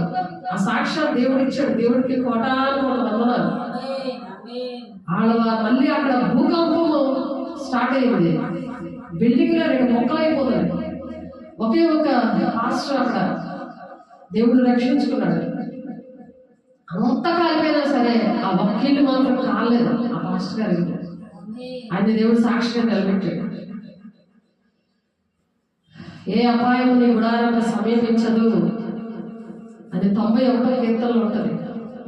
నీ పక్కన 1000 మంది పడినను, నీ కుడి పక్కన 10,000 మంది కూలినను, నీకు అపాయం ఏమి రాదని అది చదివితే 10 వచనాలు ఉన్నాయి అక్కడ. నీ గుడారం ఏం సమీపించదు, ఏ మార్గంతో రాదు. నువ్వు దుష్టుల మీద అధికారం కలిగి ఉన్నావు. దేవుని బిడ్డ, ఎవ్వరు సాధారణ పెట్టిన మాటలకి, వాళ్ళ దెబ్బకి నువ్వు భయపడేది లేదు. తాగి నీతో మాట్లాడుతున్నాడా? సాధారణ మాట్లాడుతున్నాడు. అది కూడా ఒక పాస్టర్ గారు మనవడు ఒక ఆయన ఉన్నారు. ఆ పాస్టర్ గారు మనవడు చాలా మంచి బిడ్డ, చాలా చక్కటి కుటుంబం, చాలా ఐశ్వర్యవంతులైన ఆశీర్వాదకరమైన కుటుంబం. ఎందుకంటే అలాంటి ఆశీర్వాదం వచ్చింది. ఆ తాతయ్యతో దేవుడు మాట్లాడినప్పుడు, ఆయన పేరు సమయం, మాట్లాడినప్పుడు ఎంతో విలువైన ఉద్యోగం పక్కన పెట్టి దేవుడు పని చెయ్యాలి అని దేవుడి విషయంలో చాలా శ్రమపడి అన్ని విడిచిపెట్టినప్పుడు ఆమె చాలా శ్రమలు వచ్చాయి కుటుంబంలో. దేవుడి పని చెయ్యాలని అలా త్యాగం చేశాడు. రిజైన్ చేసేసి ఆ ఉద్యోగానికి వచ్చేసాడు. దేవుడి పని చెయ్యాలని దేవుడు ఆయనతో మాట్లాడినప్పుడు చెయ్యగలిగిన మాట విన్నాడు. దేవుడి మాటకి లోబడి వచ్చేసాడు. కుటుంబంలో చాలా కష్టం అయింది. అయినా ఆవిడ సైకిల్ మీద వెళ్ళి సువార్త ప్రకటించి అనేక మంది బిడ్డలు రక్షించి అనేక మంది చర్చలు నిర్మిస్తే చాలా చర్చలు సాధారణ దోచేశాడు. కానీ 3 చర్చలు ఉన్నాయి. ఆ 3 చర్చలు జాబ్ ఎవరైనా జీతానికి ఒక్కొక్క పాస్టర్ పెట్టుకున్నారు. ప్రతి ఒక్కరు అనుకున్నారు ఈ బిడ్డని దేవుడు వాడుకుంటే, ఈ మనవాడిని దేవుడు వాడుకుంటే చాలా బాగుంటుందని అందరూ ఆశించారు కుటుంబంలో ఉన్న వాళ్ళందరూ. కానీ ఆ బిడ్డ 17-18 సంవత్సరాల నుండి ఈ చెడు, ఆ పిల్లలు ఏంటంటే పిల్లలతో తాగడానికి బయలుదేరి చాలా పక్క తాగుబోతులా తయారైపోయాడు, అన్ని అలవాట్లతో తయారైపోయాడు. అలాంటి మనిషిని దేవుడు ఎలా రక్షించాడు? తనంతటి తానే ఒక తీర్మానం చేసుకున్నాడు. అమ్మ, నా తల్లి నా కోసం ఎంత బాధపడుతుంది, తల్లి డబ్బులు ఇస్తుంది తాగడానికి. ఒరే బయటికి తాగురా, నువ్వు మళ్ళీ తాగి నువ్వు పడిపోయి ఎక్కడ పడి చచ్చిపోతావు అని భయం అనమాట తల్లికి. ఎక్కడ నువ్వు చనిపోతావో, బయట ఏమైపోయి వచ్చే వరకు కూడా ఏడిపే, వచ్చే వరకు కూడా తల్లికి చాలా బాధ, వేదన కుటుంబానికి. వాడు పెద్దోడేడు అన్ని అలవాట్లతో, మంచి స్నేహితులు, మంచి రాయల్గా చాలా డబ్బు అంతా కూడా ఎంజాయ్ చేస్తూ ఇంట్లో ఉన్న మరి అన్నీ కూడా అన్నీ చేసి ఇచ్చినా సరే ఆ ప్రేమను బట్టి డబ్బులు ఇచ్చి అలా తాగించాడు. ఆఖరికి వస్తాడో రాడో ఎక్కడ చచ్చిపోతాడు ఆ ప్రేమ మీద. తల్లి డబ్బులు ఇస్తున్నాను, ఇదిగో రాను, ఇక్కడే ఉండి తాగి పర్వాలేదులే అని చెప్పి ఆ ప్రాణం బ్రతికి ఉండాలని చర్చిలో ఉన్నవాళ్ళు చర్చి ఇక్కడ మెసేజ్ ఆ సేవకుడు చెప్తుంటే, ఆ తాతయ్య ఉన్నప్పుడు తాతయ్య చెప్తుంటే మేడ మీదకి వెళ్ళి సిగరెట్ తాగడం, మేడ మీదకి వెళ్ళి మరి డ్రింక్ చేయడం, ఇలాంటి పనులు చేసేవాడు. తనకు విడిచిపెట్టాలని ఉండేది. కానీ సాతానుడు ఎంత గట్టిగా పట్టుకుంటాడంటే, ఎప్పుడైతే సేవ అనేది ఆగకుండా సాగిందో, ఎంతమందో మరి ఆ తల్లి కూడా మరి ఒక భార్య, మంచి చక్కటి భార్య, తను కూడా బాధపడుతుంది. చిన్న బాబు ఉంటాడు, ఆ బాబు కూడా డాడీ నువ్వు తాకు డాడీ, మళ్ళీ చాలా అమ్మమ్మ తాతయ్య మరి ఇంట్లో అంతా కూడా ఆ కుటుంబం అంతా చాలా బాధపడుతున్నారు. నువ్వు జాగ్రత్తగా ఉండాలి, నీ కుటుంబాన్ని రక్షించుకోవాలి అని చెప్పి దేవుడు ఎప్పుడైతే మాట్లాడారో, దేవుడు ఎప్పుడైతే ప్రేమించి ఆ తాగుబోతే మనిషి విషయంలో దేవుడు పట్టించుకున్నాడు,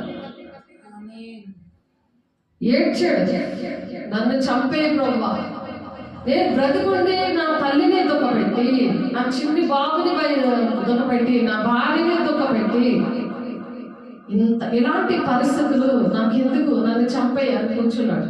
ఆవిడ ఇచ్చిపెట్టలేకపోతున్నాడు. అంత ముదిరిపోయింది ఆ కేసు, ముదిరిపోతుంది నీ కేసు. దేవుడి మాట వినక అలా చేసుకుంటున్నామేమో దేవుడు బిడ్డ. అప్పుడు తీర్మానం చేసుకున్నాడు, మరి చనిపోదామని. మళ్ళీ ఆలోచించాడు, నా భార్యకి భర్త లేకపోతే అసహ్యంగా చూస్తారు, విలువ ఉండదు, అందుకే నా భార్య కోసం నేను బ్రతకాలి అని ఒక ఆలోచన వచ్చింది. తర్వాత తన తల్లి వచ్చి ఒక మాట నేను చచ్చిపోరా, చచ్చిపోతే మాకు ఈ తలపోటు ఉండదు, అంత విసిగిపోయారు తాగుపోతుండదు వాళ్ళ కుటుంబంలో. మనవడు కొడుకు, సొంత కొడుకు విషయంలో 1000 తరాల వరకు దీవెన దేవుడి మాట వింటే, దేవుడి మాట పక్కన పెట్టి నువ్వు దేనికోసం ఆలోచించావు, అది 3-4 తరాలకు శాపంగా అది బయలుదేరిపోతుంది.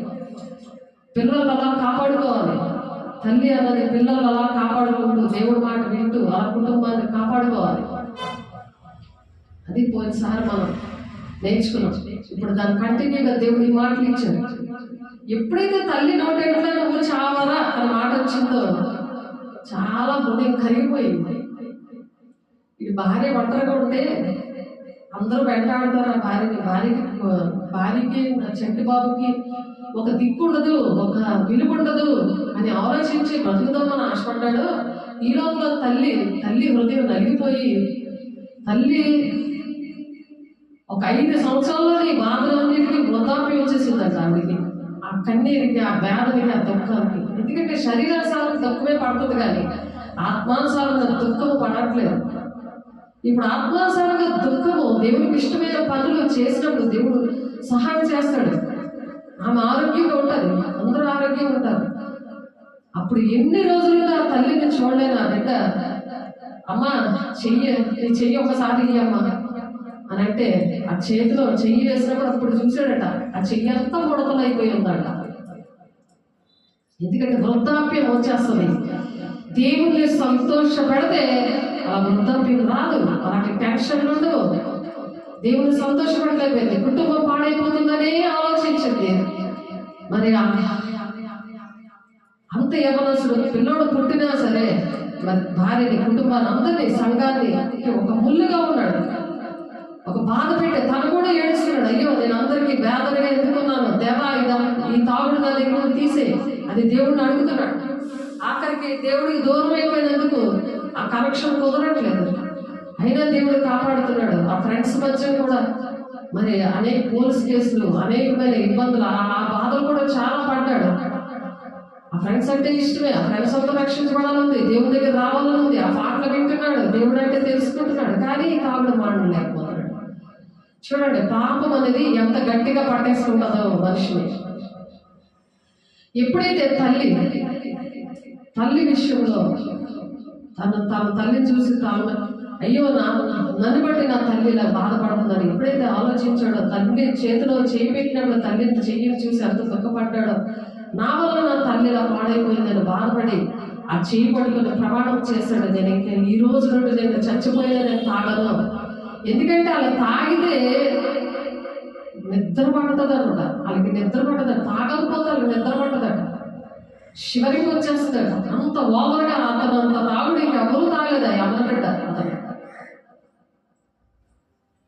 అలాంటి స్టేజ్కి వెళ్ళిపోవడానికి కారణం ఏంటి? శరీరానుసారమైన భక్తి, దేవుని సంతోషపడలేని భక్తి.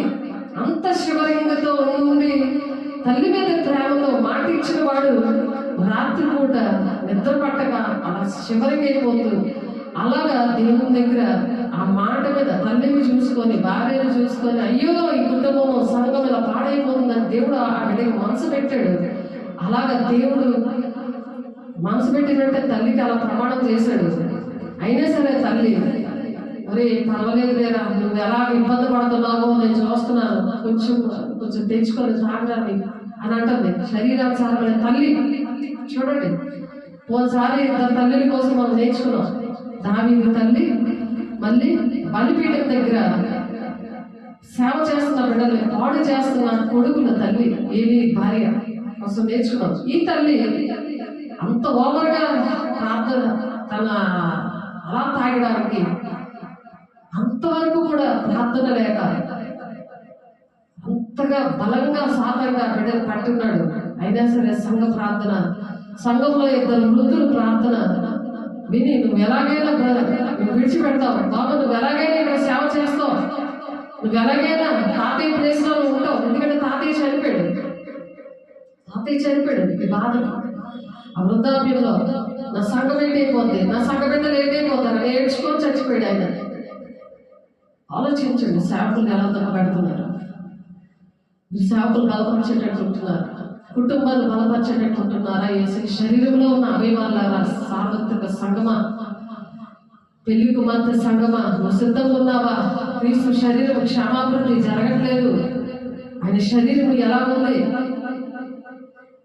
చాచిన చేతులతో ఆయన పిలుస్తుంటే ఆయన దగ్గరికి వస్తున్నావా? ఆయన ఏడిపిస్తున్నావా? దుఃఖ పెడుతున్నావా అని మనం నేర్చుకుంటున్నాం ఈరోజు. ఎప్పుడైతే ఏ బిడ్డ వల్ల ఆ కుటుంబం సంఘం పాడైపోతుందో ఆ తీర్మానంతో నేనింక తాగను అనే తీర్మానం తీసుకున్నాడు. ఎంతమంది ఏడ్చుకుంటారో మరి, ఎంతమంది కన్నీరు కార్చుంటారు. ఆ తీర్మానం చేసుకున్నాడు ఆ తాగుడు దెయ్యం నుండి విడుదల రావడానికి. ఆ చేతులు వణికిపోతున్నా, నిద్ర పట్టకపోయినా దేవుని దగ్గర కూర్చొని ఉపవాస ప్రార్థన స్టార్ట్ చేశాడు. తన ఏకాంత ప్రార్థన స్టార్ట్ చేశాడు. దేవుని స్వరం విన్నాడు. నిన్ను నేను వాడుకుంటాను, నిన్ను నేను నిలబెట్టుకుంటాను అని చెప్పి మాట్లాడాడు. నీకు ఒక పాపనిస్తున్నాను, ఎందుకంటే పాపనిస్తానని మాట్లాడాడు. పాప అంటే చాలా ఇష్టం అంటారు. ఆ పాపను విగ్రహంగా చేసుకొని దేవుడు ఇచ్చిన వాగ్దానాన్ని మర్చిపోయి, దేవుని మాటలను మర్చిపోయి, నువ్వు పాపం కనకపోతే నువ్వు పుట్టింటికి వెళ్ళిపోతావు మాట అన్నాడు. ఇంట్లో ఉన్న వాళ్ళని హింసించగానే డెలివరీలోనే పాప చనిపోయింది ఆ పాప. ఆపరేషన్ తీగన పాప చనిపోయింది. ఆ పాపకి ఎంత ప్రాణం ఉంది. తన తల్లికి ఆ పాపను చేతిలో పెడదామని, అమ్మ ఇదిగో నీ మనవరాలు దేవుడికి చెప్పాడు అని ఆ పిల్లని కాళ్ళలో పక్కన పెట్టి ఆ పిల్లతో మాట్లాడుతూ కన్నీరు కాలుస్తూ పరిగెట్టాడు పాస్టర్. దేవుడు సేవకుడిగా పిలిచాడు కదా, అన్నమాట చేశాడు కదా, ఆయన తోడేంటి పాస్టర్ చేశాడు కదా. నేను ఈ రోజు నేను సేవకుడిగా నేను ఇష్టపడుతున్నాను, నేను మెసేజ్ చెప్తాను, నేను దేవుని పని చేస్తాను అని దేవుడి మాట విని వచ్చాడు కదా. తను ఏ బైబిల్ కాలేజీలో చదవలేదు, దేవుడు బైబిల్ కోసం తెలియదు, ఏమీ తెలియదు. నేను అలా చెప్తాను అనుకోలేదు. దేవుడి మాట లోపడ్డాడు అంతే.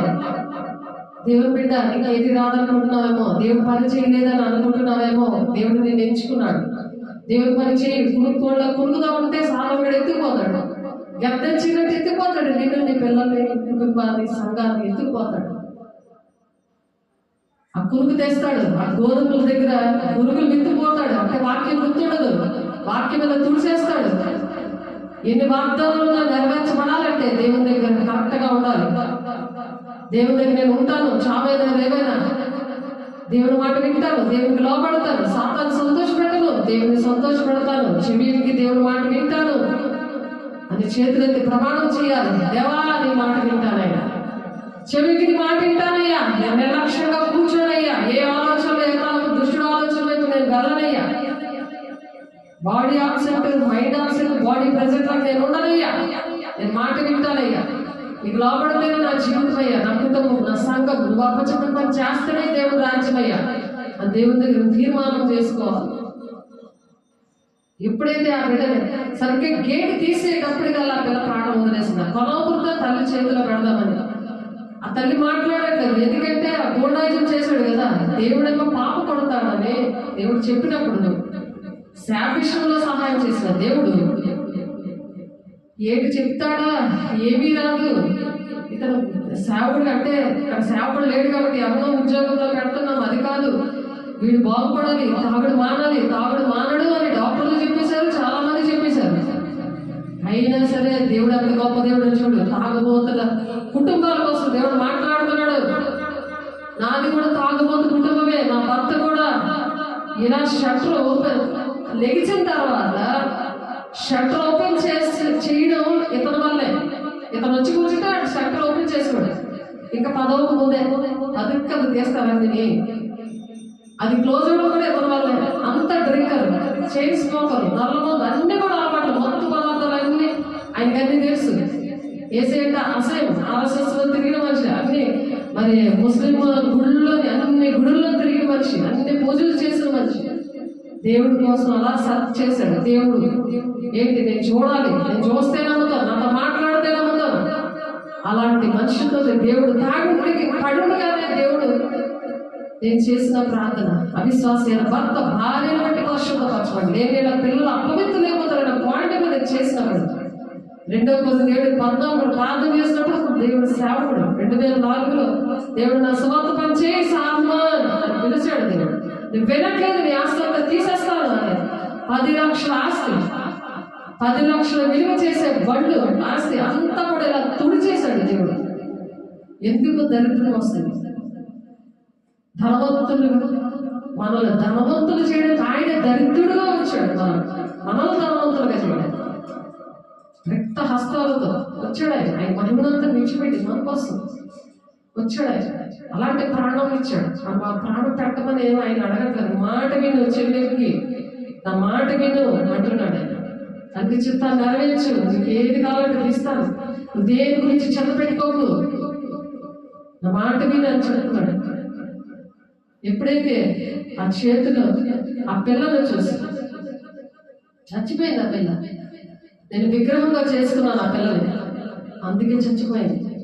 నాకొద్దు, నేను దేని విగ్రహంగా చేసుకోలేదు, దేని మీద ఆశ పెట్టాను. నాకు దేవుడు ఏం చెప్పాడు అదే, దాని మీదే నేను ఉంటాను. నేను దేవుడి కోసం బ్రతుకుతాను, దేవుడికి నేను ఏదో ఒకటి చేస్తాను అని పాటలో కూడా అదే ఉంది. ఆ తీర్మానం చేసుకున్నాడు. ఎలా వాక్యం చెప్తున్నాడంటే, ఇప్పుడు దేవుడి రాజ్యానికి వచ్చే మర్మాలన్నీ ఇప్పుడు దేవుడు నా ద్వారా ఎలా చెప్పిస్తున్నారో తను కూడా అలాగే చెప్తున్నాడు. ఇప్పుడు ప్రజెంట్ తను అలాగే చెప్తున్నాడు. అట్టి విధంగా దేవుడు అందరినీ వాడుతున్నాడు. బైబిల్లో అన్నీ తెలియక నాకు కూడా వాక్యం ఏం తెలియదు, నాకు దేవుడు నేర్పించాడు, దేవుడు నాతో మాట్లాడుతున్నాడు. అలా అందరినీ వాడుకోవాలని దేవుడు సంతోష పెట్టినప్పుడు దేవుడు అలాగా హృదయవాంఛను తీరుస్తాడంట. అలా హృదయవాంఛను చేసి నా తలంపులు మీ తలంపులు బట్టి కాదు అంటున్నాడు ఆయన. మీ త్రోవలు నా త్రోవలు బట్టి కాదని. ఇదే యెహోవా వాక్కు. ఆకాశంలో భూమికి పైన ఎంత ఎత్తుగా ఉన్నావో మీ మార్గాల కంటే నా మార్గాలు, మీ మార్గాలైతే ఇంకా చిన్న గుడిసెలో ఉండాలని ఆలోచిస్తాను. దేవుని మార్గం ఎలా ఉంటుందంట, నా మార్గములు మీ తలంపుల కంటే నా తలంపులు అంత ఎత్తుగా ఉన్నాయి. అంత ఎత్తుగా ఒక రారాజులుగా మనల్ని ఉంచాలని, నిత్య జీవం ఇవ్వాలని, అనేకమైన బిడ్డలు నీ దగ్గరికి వచ్చి నేర్చుకోవాలని, అనేకమైన కుటుంబాలు రక్షించబడాలని దేవుడు పిలుస్తున్నాడు. ఎలాగ వస్తాడంటే ఆయన వర్షమును హిమమును ఆకాశమును వచ్చి అక్కడికి ఎలాగ మరలగా భూమిని తడిపి విత్తువానికి విత్తనము, భుజించువానికి ఆహారము కలుగుటకై చిగిర్చి వర్ధిల్లునట్లు చేయను, అలాగే నా నోట నుండి వచ్చు దేవుని వచనాలు అలా ఉంటాయంట. కాబట్టి దేవుడు అలాగ మీరు సంతోషంగా బయలు వెళ్తారు, సంతోషంగా వెళ్తారు మీ పనులకి, మీ టెన్షన్లు ఏమి ఉండవు అంటున్నారు. మీరు సంతోషంగా బయలు వెళ్ళదురు, సమాధానం పొందు తోడుకొని పోబడుదురు. మీ ఎదుట పర్వతములను మెట్టలను సంగీతనాదము చేయను. పొలంలో వెళ్తుంటే తపట కొడుతుందండి అంట. చెట్లు, ప్రకృతి నిన్ను చూసి సంతోషిస్తుంది. గర్జించి అలా ప్రకృతి చూడండి, అలా గర్జించి అంత బేడంతా అగ్గినిప్పు రగిలిపోయిందో అలా ఉండదు. దేవుడిని సంతోషపెట్టాడు. దేవుడు అలా చేస్తాడట. కాబట్టి దేవదూషణ చేయకూడదు, దేవుని దుఃఖ పెట్టకూడదు. మరి ఆ దుఃఖ పెట్టినందువల్ల ఆ నోరు సరిగ్గా లేక మరి ఎన్నో కష్టాలు కన్నీళ్ళు అనేవి ఆ ఇండోనేషియానికి దగ్గర నుండి మరి ఇండియాకి దేవుడు ఎన్నో విషయాల్లో ఆ యుద్ధాలు, కలహాలు ఇవన్నీ కూడా ఎందుకు అలా జరుగుతున్నాయంటే దేవుని మాట వినక. దేవుడి మాటలు దీవించుగాక ప్రార్థన చేసుకున్నాం. పరిశుద్ధుడా, ప్రేమ గల దేవా, అభిషేక్తుడా, నీ కృపగల నామంలో, మహిమగల నామంలో ప్రభా సంతోష పెట్టడం నాయన.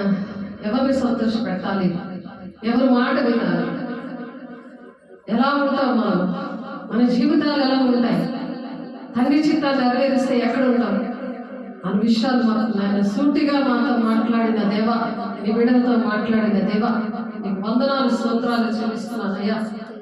ఏమి ఇచ్చి నేను తెచ్చుకున్నాం ప్రభా. అల్పులము, అయోగ్యులము, ఎన్నిక లేని వారు, ఏ మంచి లేని వారు, మమ్మల్ని ప్రేమించి చాచిన చేతులతో దినమెల్లా ప్రభు ఎదురు చూస్తున్నా దేవా.